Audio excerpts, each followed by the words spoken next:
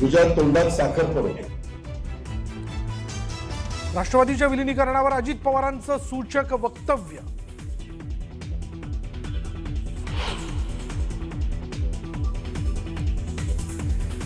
पिंपरी चिंचवडमधील भाजपच्या स्थानिक नेत्यांवर अजित पवारांचा हल्लाबोल. भाजपची राक्षसी भूक पाहवत नाही, पालिका भ्रष्टाचाराने पोखरल्याची भाजपवर टीका.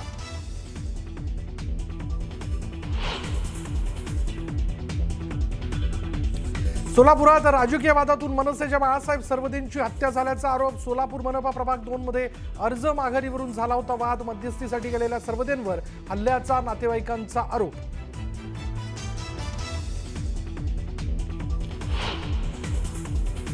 सूर्याजी पिसाळवर आजही गद्दारीचा टिळा. पिसाळ जसा 400 वर्ष लक्षात राहिला तसे हे गद्दारही लक्षात राहतील. उद्धव ठाकरेंचा एकनाथ शिंदेंवर निशाणा.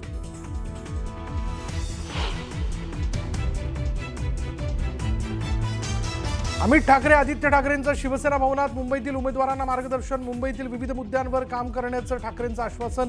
अमित ठाकरे पहिल्यांदाच शिवसेना भवनात.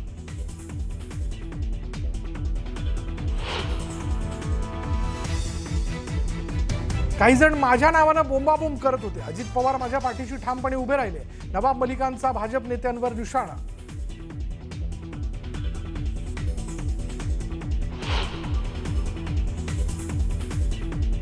महापालिका निवडणुकीत महायुतीचा दणका. मतदानाआधीच भाजपने 44 तर शिवसेनेचे 22 उमेदवार बिनविरोध विजयी.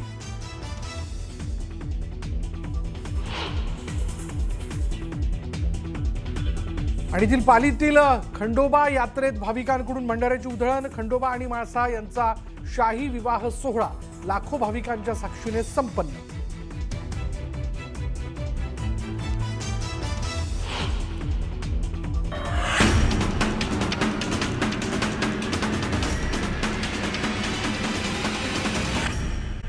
आता ब्रेकनंतर बघूयात खंडोबाच्या नावानं चांग भलं. येळकोट येळकोट जय मल्हारचा जयघोष करत भंडारा खोबऱ्याची उधळण करण्यासाठी महाराष्ट्र, कर्नाटक आणि आंध्र प्रदेशातील लाखो भाविक साताऱ्यातील पालीमध्ये आज दाखल झाले.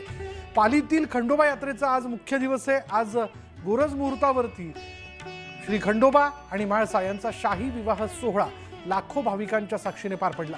पालनगरीत तारळी नदीच्या वाळवंटात खंडोबाचा रथोत्सव ओढण्याकरता भाविकांची मोठी गर्दी झालेली होती. अवघा परिसर पिवळा गर्द झाला होता आणि याचीच खास दृश्य ड्रोन शूटमधून न्यूज 18 लोकमतच्या प्रेक्षकांसाठी.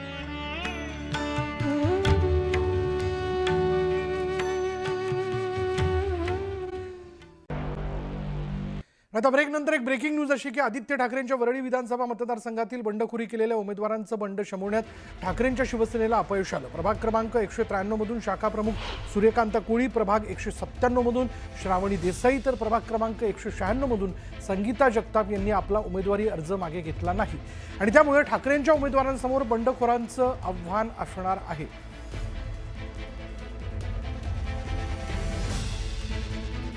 चिंचवड आणि पुण्यात दोन्ही राष्ट्रवादी एकत्र निवडणूक लढवत आहेत. निवडणुकीसंदर्भात अजित पवारांनी पिंपरी चिंचवडमध्ये पत्रकार परिषद घेतली. यावेळी मागे असलेल्या पोस्टरवर शरद पवार आणि अजित पवारांचा फोटो होता आणि हा आतापुरता आहे की कायमस्वरूपी असेल असा प्रश्न पत्रकारांनी विचारल्यानंतर अजित पवारांनी सूचक विधान केलं.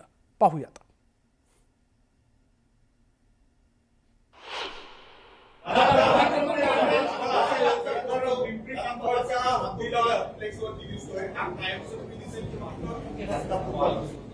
तुझ्या तोंडात साखर पडो. तुझ्या तोंडात साखर पडो.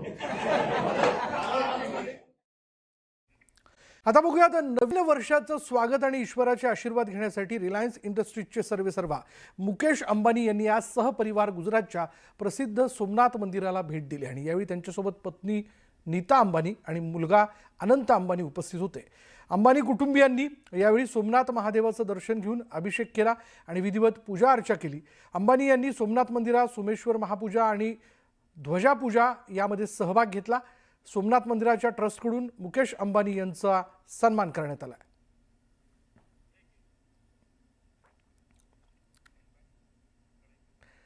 आता वेळ झाली का ब्रेकची. ब्रेक घेऊयात. पहा फक्त न्यूज 18 लोकमत. इकडे पिंपरी चिंचवडमध्ये निवडणुकीचं वातावरण तापायला सुरुवात झाली असून अजित पवारांनी भाजपवर पहिलाच कडा प्रहार केला. भाजपची राक्षसी भूक शहरातली परिस्थिती बिघडवत असल्याची जळजळीत टीका त्यांनी केली आणि यावरून निवडणुकीत भाजप विरुद्ध राष्ट्रवादी सामना अधिक तीव्र होऊ लागलाय असं बोललं जात आहे. पिंपरी चिंचवडमध्ये झालेल्या पत्रकार परिषदेत बोलताना त्यांनी नाव न घेता महेश लांडगेंवर टीका केल्याची चर्चा आहे. अजित पवार नेमकं काय म्हणाले पाहूया.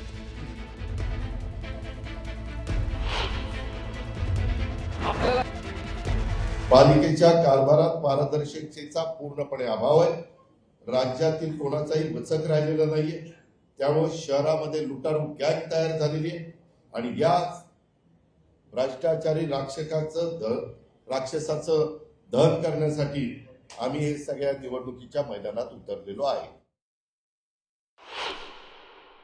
शहरापेक्षा स्वतःला आणि स्वतःच्या परिवाराला मोठं होण्याची एवढी राक्षसी भूक या शहराची परिस्थिती बिघडवलेली आहे.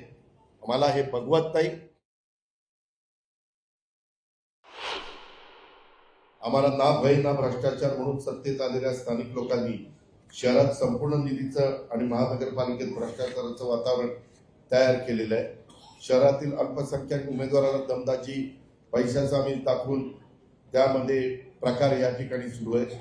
अशाही बातम्या येत आहेत. लोकशाही दादागिरी खपवून घेतली जाणार नाही. जनतेने नोंद घेऊन अशा प्रवृत्तीच्या लोकांना खड्यासारखं बाजूला केलं पाहिजे. विद्यार्थ्यांची मागणी मान्य होते का ते बघावं लागेल. पाहुयात पुढची बातमी. ब्रेकिंग न्यूज आहे वसईमधून. वसई पूर्वेकडील नायगाव पोलीस ठाण्याच्या हद्दीमधील चिंचोटी परिसरात एक गंभीर आणि संवेदनशील प्रकार समोर आला. एका सलूनमध्ये सार्वजनिक लाऊडस्पीकरवर काश्मीर बनेगा पाकिस्तान असे देशविरोधी आणि चिथावणीखोर गाणे वाजवल्यानं परिसरात तणाव निर्माण झाला. या प्रकरणी पोलिसांनी तात्काळ कारवाई करत 25 वर्षांच्या युवकाला अटक केलेली आहे.